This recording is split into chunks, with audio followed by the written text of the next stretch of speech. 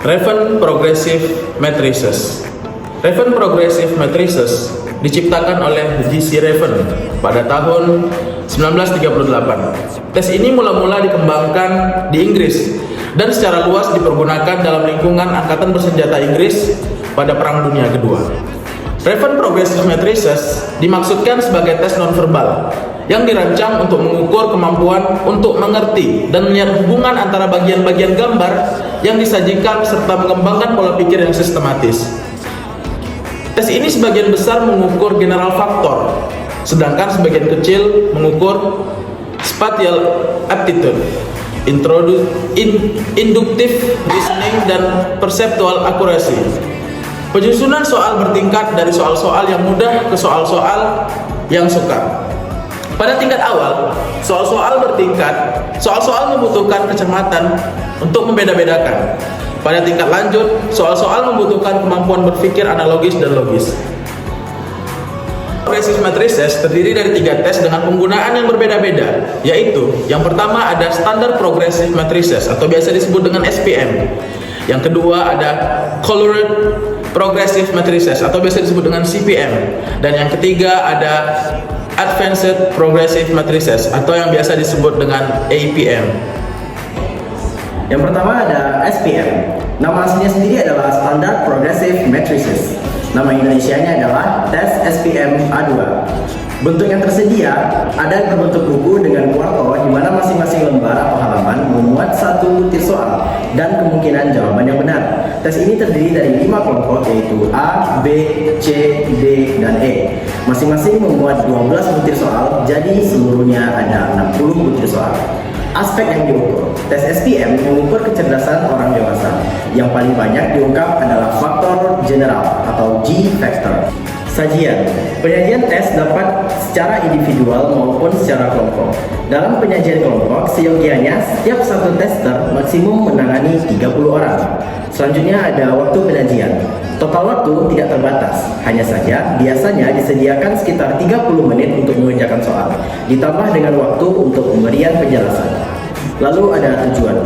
Tujuan dari tes SPM sendiri adalah untuk mengukur dan menggolongkan tingkat kecerdasan umum dari subjek. Selanjutnya ada validitas dan reliabilitas. Menurut Raven, tes SPM sangat memuaskan untuk mengukur kecerdasan dan mempunyai validitas yang cukup meyakinkan. Koefisien korelasi antara tes SPM dengan tes intelijensi yang dibuat oleh teman dan Merrill adalah sebesar 86. Menurut Martin dan Wissers, tes SPM mempunyai korelasi yang tinggi dengan WIS. Sedangkan Barat mengatakan bahwa tes SPM tersebut di samping berkorelasi dengan tes WIS juga berkorelasi dengan Columbia Mental Maturity Scala. Validitas eksternal dengan menggunakan hasil prestasi belajar di SMP bergerak dari 0,019 sampai dengan 0,519. Sedangkan di SMA, koefisien validitasnya sebesar antara 0,0097 dengan 0,389. Yang terakhir ada cara pemberian skor. Nilai untuk item yang dijawab betul dan nilai 0 bagi jawaban yang tidak benar. Soal nomor 1 dan 2 dipakai sebagai contoh dan harus benar. Sehingga secara teoritis range nilai akan bergerak dari 2 hingga 60. Nah, untuk tes SPM sendiri contohnya seperti yang kedua ada CPM. Nama aslinya adalah Color Progressive Matrices. Nama Indonesianya adalah tes CPM. Bentuk tes CPM ada 2 macam, yaitu berbentuk cetakan buku dan yang lainnya berbentuk papan dan gambar-gambarnya tidak berbeda dengan yang di buku cetak. Materi tes terdiri dari 36 item atau gambar. Item ini dikelompokkan menjadi 3 kelompok atau 3 set, yaitu set A, set AB, dan set B. Item disusun bertingkat dari item yang mudah ke item yang sukar. Tiap item terdiri dari sebuah gambar besar yang berlubang dan di bawahnya terdapat 6 gambar penutup. Tugas testi adalah memilih salah satu di antara gambar ini yang tepat untuk menutupi kekosongan pada gambar besar. Pada dasarnya, kedua bentuk tersebut dalam pelaksanaan tes memberikan hasil yang sama. Bentuk tes CPM yaitu bentuk buku maupun bentuk papan dicetak berwarna dimaksudkan untuk menarik dan memikat perhatian anak-anak kecil. Adapun aspek yang diukur dalam CPM ini, yang pertama ada berpikir logis, yang kedua ada kecakapan pengamatan ruang, yang ketiga ada kemampuan untuk mencari dan mengerti hubungan antara keseluruhan dan bagian-bagian, jadi termasuk kemampuan analisa dan kemampuan integrasi. Yang keempat ada kemampuan berpikir secara analogi. Tes CPM dapat disajikan baik secara individual maupun secara klasikal, tergantung dari kebutuhannya. Adapun waktu penyajiannya, tes CPM tidak ada pembatasan waktu. Tujuan dari tes CPM dapat dipergunakan untuk membuka taraf kecerdasan bagi anak-anak yang berusia 5-11 tahun. Di samping itu juga digunakan untuk orang-orang lanjut usia dan bahkan untuk anak-anak defektif. Validitas dan reliabilitas tes CPM.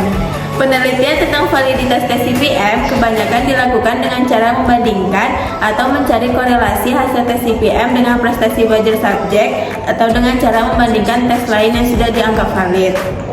Penelitian tersebut diantaranya yaitu dari Sri Sugianti Kartono yang mengadakan penelitian tentang korelasi tes intelijensi CPM dengan nilai prestasi belajar siswa SD dan IKIP Yogyakarta kelas 1 sampai kelas 5. Hasilnya menunjukkan signifikan berdasarkan taraf signifikansi 5% maupun 1%. Penelitian lain yaitu dari Ratna Wulan. Penelitian diadakan di SD Serayu 1, SD Bumijo, dan SD Pinggit, yaitu dengan membandingkan dengan tes SWIS dalam verbal IQ, performance IQ, dan full IQ-nya. Hasilnya adalah sebagai berikut. Akhir cara pemberian skor pada tes CPM. Untuk tiap jawaban yang benar diberi nilai 1, sehingga jumlah nilai tertinggi yang dapat dicapai ialah 36. Hasil tes CPM tidak menunjukkan nilai angka kecerdasan atau IQ, melainkan berupa tingkat-tingkat atau taraf-taraf kecerdasan. Berdasar dari nilai yang diperoleh, maka subjek dapat dikategorikan ke dalam salah satu dari 5 taraf kecerdasan yang ada. APM. APM memiliki nama asli Advanced Progressive Matrices, disusun oleh J.R. Raven pada tahun 1943. APM memiliki nama di Indonesia yaitu tes APM set 1 dan set 2. Bentuk yang tersedia dalam tes APM ini terdiri dari 2 set dan bentuknya nonverbal. Set 1 disajikan dalam bentuk set 1 berisikan 12 butir soal, sedangkan set 2 berisikan 36 soal tes dalam buku soal tes kedua. Aspek-aspek yang diukur dalam tes APM bertujuan untuk mengungkapkan kemampuan efisien intelektual. Tes APM ini sesungguhnya untuk membedakan secara jelas antara individu-individu yang berkemampuan intelektual lebih dari normal bahkan yang berkemampuan intelektual superior. Dalam tes APM ini, tes APM disajikan secara individual maupun secara klasikal. Dalam hal penyajian secara klasikal, harap diperhatikan jumlah testi yang ditangani oleh seorang tester. Selanjutnya, waktu penyajian. Dalam tes APM ini memiliki total waktu 50 menit untuk tes. Dalam tes ini juga dibagi menjadi 3 waktu, yaitu yang pertama ada 5 menit untuk pemberian petunjuk, pengisian lembar jawaban, dan 5 menit digunakan untuk set 1 APM, dan 40 menit digunakan untuk set 2 APM.